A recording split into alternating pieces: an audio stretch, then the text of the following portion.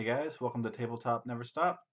Today we are doing the tactics cards for the new Mercenary faction, which at this point isn't really new, but I haven't got around to doing them. We're going to start off here looking at the tactics board, just because that has also changed quite a bit since the last time we talked about it. We got the Crown, which when you claim it, one enemy must make a panic test and suffer -1 to their roll. We got Wealth, store up to 3 wounds and remove a condition token from 1 unit. I've been calling this intrigue. Draw 2 tactic cards and place any 1 condition token on an enemy unit. Attack. 1 friendly unit may make a free attack action, and movement. 1 friendly unit may make a free maneuver or retreat action. I don't know when it says retreat action if that means you have to make a morale test or not. I suppose I could have done some research, but I didn't. If anyone does know for sure, or at least has a theory, feel free to shout out in the comments, and I will disseminate that information in a future video. Alright, so let's go ahead and start talking about mercenaries. FYI, mercenaries favor the wealth and intrigue symbols on the tactics board. And here we go. Bribery. When you claim the wealth zone of the tactics board, you may replace that zone's effect with either 1 unit becomes weakened and loses all abilities this round, or 1 enemy NCU loses all abilities and may not activate, if it has not already done so this round. So a couple things. First of all, we're going to see a lot of cards that give you options. That's kind of, I would say that's probably the theme of the Mercenary generic tactics cards. So those are our 2 choices. Either we can take away all the abilities from a unit, or we can turn off one of our opponent's NCUs. Of course, to do that, we have to claim the wealth zone. So if the enemy wants to, they can stop us from doing this basically every other round, because if they claim wealth, we won't be able to claim it. But these are both pretty good abilities. So if we play this on a unit, they lose all of their abilities, so they're just down to their normal dice. My first thought was that it'd be fun to play this on the Lannister Halberdiers and then just go ahead and charge them. The other option of this is to turn off an NCU. That's also quite powerful, especially if an opponent has created a deck that basically created a list that basically revolves around an NCU's power. Now, 2 turns of the game, you can just take it out. It's a powerful and versatile card, definitely. Worth the reward. When a friendly unit would fail a morale test, you may re-roll that morale test. If you control wealth, they automatically pass this test instead. I haven't made a video in a while, but I've definitely been watching all of the Let's Plays that have been showing up on YouTube, and panic is definitely the thing that I'm most nervous about as far as playability and just general fun level. I definitely can imagine a scenario where people are all playing panic lists and units aren't even really fighting each other. People are just running away. In those scenarios, cards like this will be a very powerful way of surviving that kind of super powerful panic list. And I maybe just be doom and glooming because we haven't really got the game into the wild yet. But this is a hard counter to panic lists, and I like it. Obviously, you want the wealth tactic spot, and it's not very. You wouldn't need it in the early parts of the game because you don't have any wounds yet. But solid defensive card. Cunning strategy. At the start of any turn, your opponent may not play tactics cards this turn, and then you remove this card from the game instead of discarding it when it's played. If you do control intrigue, you may also return 1 tactics card from your discard pile to your hand. Okay, so real quick, it's worth noting the difference between a turn and a round. This earlier card, Bribery, is talking about turning something off for the round. The round is, there's 8 rounds, or maybe there's 6 now, but so a round lasts until all units have been activated. The turns are the individual activations. So that earlier card would turn off a ability for the entire round. This one, basically for 1 turn, so either your turn when you activate a unit or their turn, they can't play tactics cards. So there's a lot of things you can do with this. Basically, if you think there's some defensive tactics cards coming, you play this on your turn. If you're playing this against, probably the best analogy would be if you're playing against Jamie and you're scared of all those riposte cards, then you play it on your turn, and now your enemy can't jack you up with those cards. If you're playing against the Mountain, you play it on your opponent's turn, so he can't just totally steamroll you. Again, if you have intrigue, you can return a tactics card from your discard pile. This card's powerful enough that you have to get rid of it from the game when you play it, which makes sense. Otherwise, you get some wicked card recycling that would totally break the game. I feel like this card would be hard to pull off in some ways. Unless you know what cards your opponent has, you don't really know if you're wasting this card or not. All right, Spoils of War. When you destroy an enemy unit, restore up to D3 plus 1 wounds and remove 1 condition token from a friendly unit. If you control wealth, automatically restore up to 4 wounds instead of rolling, and one enemy in long range must make a panic test. Alright, so we got a little mini wealth symbol basically. Heal some wounds, remove a condition. If you already have wealth, then get even more wounds and panic test. So this is nice. And if you're running a straight mercenary list, there's lots of mercenary attachments and characters that make panic even worse for the enemy. Wealth and Cunning. When a friendly unit attacks or is attacked, in each case, after attack dice are rolled, if you're attacking, deal an additional D3 hits, or plus 3 hits if you control Intrigue, and if you're defending, automatically block D3 hits, or 3 hits if you control Wealth. So this is another one of those versatile mercenary cards. Honestly, 3 hits or 3 blocks isn't amazing, but what's great about it is that it can be either. And if you need to guarantee you kill something, or if you need a unit to just live, exploit opening. Anytime. Expend 1 condition token on an enemy unit as if it were any other condition token. If you control tactics, you may also move 1 condition token from any unit, friendly or enemy, to any other unit. So, I've already said this several times, but this is just another really versatile card. Mercenaries are really good at handing out panic tokens, but you don't always need panic tokens. You know, maybe you're about to get totally slammed and you could really use a weakness token. Cool, you can turn the panic token into a weakness token. If you're going against a really high armor unit and you just need some vulnerables to reroll those armor saves, and again, you can do the same thing. Or maybe you do have a weakened or vulnerable token and you need a panic token instead, you can do that too. Having Intrigue and getting to move an additional one around is nice bonus. Actually, it's pretty great if one of your guys has a bad token on him and you can just throw it on an enemy. That's pretty hilarious even. But again, this is just another really versatile, useful card.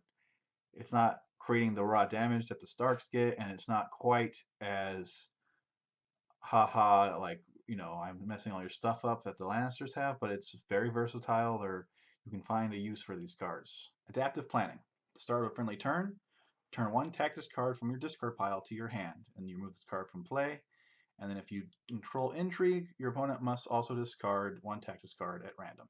Okay, so this is a second card that lets us fish back in our discard pile to get more of those cards that we know we can find uses for because they're so versatile. And then if you happen to have grabbed Intrigue, then you can make your opponent discard a card, which is great control ability. That was all of the generic tactics cards for the mercenaries.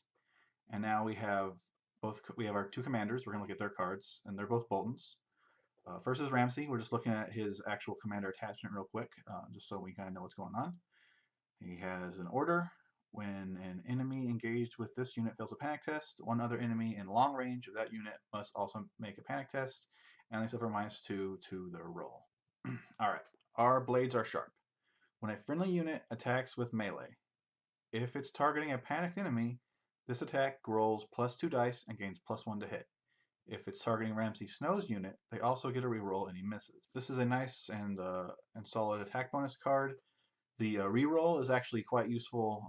The reroll for Ramsey is quite useful if you're in a non-charge situation, or if you happen to get a disorderly. That's also kind of neat. If you're playing it on a charging unit, then it doesn't need to be Ramsey because they'll get that reroll anyway. Of course, you do need to do this against a panicked enemy, and luckily Ramsey has a way of spreading panic, and that's with Theon.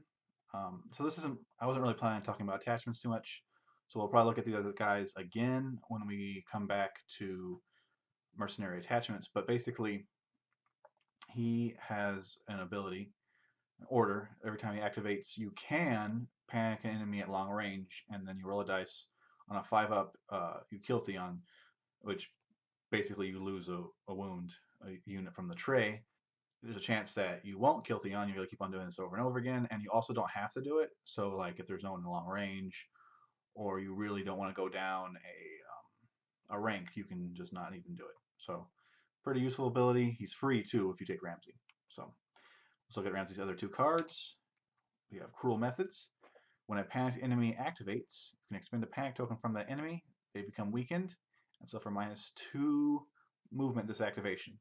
If Ramsey Snow's in long range, when long range is pretty wide, so he probably will be, your opponent may also not play tactics cards this turn.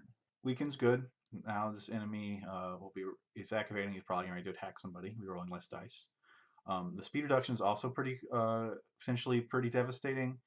Could totally affect their charge. I think it's really funny to do this to cavalry because it actually reduces their speed by quite a bit. So anytime a cavalry gets its speed reduced, they might think they're like for sure going to get in, and now all of a sudden they might not. And then denying tactics cards kind of comes back in with this whole like so if you're charging Ramsey, now you're weakened. Maybe there's a higher chance that you'll get that you won't even make your higher chance you won't even make your charge, and then you also can't play tactics cards. Maybe we're going to play a tactics card that guaranteed you got in. Lancers and Starks have access to cards that do that. It's a pretty powerful defensive ability. Sadistic Games. This one definitely fits Ramsey. So at the start of a friendly turn, your opponent chooses one of the following, and you declare targets only after they've chosen. You either place a panic token on 2 enemy units, or you have 1 enemy unit suffer d6 automatic hits. So d6 automatic hits, they're only hits, they're not wounds. But if your opponent has units with low defense, like cutthroats, berserkers, or the ranged units, you really don't want to take d6 hits. That can be pretty devastating. At the same time, if your opponent is running a panic list, 2 panic tokens could be super devastating for you. So it's a hard choice to make, and that totally fits Ramsey's playstyle, and makes for a pretty crazy game. I enjoy cards like this even when you play them because if I'm playing this card, I have an opinion of what I think the opponent should do, which one he should take, and it's interesting to see what they do. And then you're like, you have that conversation like, oh, I would have done that, and then you lose, and they're like, I was right. So okay, so let's move on to Roos, the other commander. He's actually a non-combat unit commander. I'll probably talk about this more at a later point, but I love NCU commanders. Each faction has one right now, and I think they're really great for, well, 2 reasons. One, although combat commanders definitely can lend you some battle strength, they can be killed and then they're gone. You can't kill non-combat units. There are, of course, a few ways to mitigate them. A couple of tactic cards that take them out of play for a turn, but you can't kill them. The other thing is that NCUs are kind of expensive. Even the crappy ones cost 3, and most of them cost 4. So units start at 5 points. So you're kind of basically usually deciding between taking an NCU and taking another unit, essentially. When you take a commander, you get an NCU for free, which allows you to cheaply bring 2 NCUs to the game. And I think generally you're going to want to take in 2 NCUs on the 40 point count, 40 and 50. It's in 30 you really probably can't afford to, but if you have 1 and they have 2, I think you're going to be feeling the pain. So anyway, let's take a look at Roos Bolton. His calculated cruelty. When Roos claims his own on the tactics board, 1 enemy becomes panicked. He's going to use panic tokens on his tactics cards, so this will be useful. He has influence, which attaches him to a unit. While panicked, each time the unit that he's attached to makes a panic test, they must roll 1 additional dice, and then they discard the highest result. Alright, horrific rumors. When a panicked enemy activates, you can expend a token from the enemy unit, and that unit and its attachments lose all abilities this round. So, this is just a nice defensive ability, but it's definitely good to have. There's lots of units that would be very disappointed to lose their abilities, and if you invested a powerful attachment into a unit, now it's gone for this turn, so maybe your 3-point attachment isn't doing anything, and maybe next turn you kill it, so now you've completely negated that powerful attachment. So certainly a powerful tactic card. A Flayed Man has no secrets. At the start of any turn, you can spend a panic token from an enemy unit. Then look at your opponent's hand of tactics cards and discard 1 card from them, and you may return 1 of your discard tactics cards to your hand. So there's actually a generic card that's fairly similar to this, but this time you get to actually look to spend a panic token to do this, but you're getting to discard a card from your enemy and return a card from your hand. This card's going to probably have to be errated. All the other return a card to your hand cards have a remove from play clause on them. This one doesn't, so you could cycle this through with those other 2 cards and potentially make your opponent discard like 6 cards. And that seems a little bit overpowered, but it's a good card.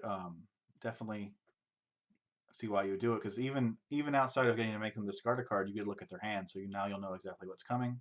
So definitely like this card. And let's go on to our last one. It's Fear Keeps a Man Alive. Start of the round, one friendly unit may make a free attack action. If it does not destroy an enemy, you must make a panic test and suffer -3 to its roll. So free actions are really good.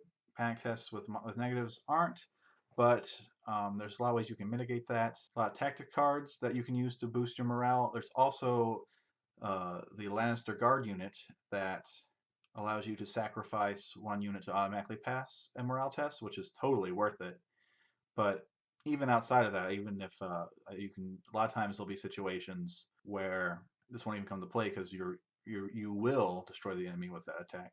So this is a good card, and this is the only extra activation card that the mercenaries currently have, so it makes it extra valuable.